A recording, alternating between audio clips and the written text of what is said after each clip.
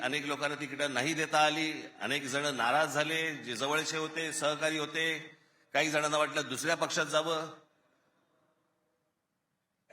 काही नाराज झाले, काही रागावले, काही गोष्टी झाल्या, होतात. त्याला काय, आमच्या पण हातात काही गोष्टी नसतात.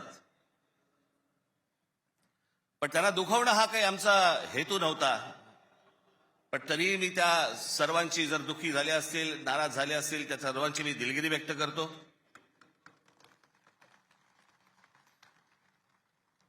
आपलेच आहेत, परत येतील. कारण जे आता आहेत तेच कुठे जातील माहित नाही, त्याच्यामुळे ते गेलेले आहेत ते यायतीलच परत.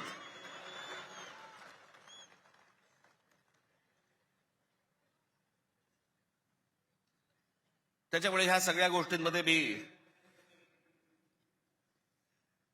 त्यांना समजू शकतो. मुळात मी आणि उद्धव, आम्ही दोघेजण एकत्र येण्याचं सगळ्यात महत्वाचं कारण म्हणजे या मुंबईवरती आलेलं संकट.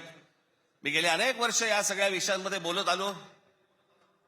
गेले अनेक वर्ष मी माझ्या भाषणांमधनं हे सगळे मुद्दे मांडत आलो की कशा प्रकारचा डाव रचला जातोय. आणि मग मध्यंतरी या राज्य सरकारने हिंदी सक्तीचा विषय आणला.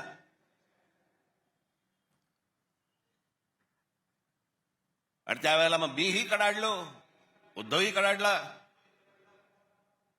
आणि त्या सगळ्या याच्यामध्ये त्याच्या अगोदरच माझी एक मुलाखत झाली आणि त्याच्यामध्ये मी सांगितलं होतं की कुठच्याही वादापेक्षा आणि कुठच्याही भांडणापेक्षा महाराष्ट्र मोठा आहे.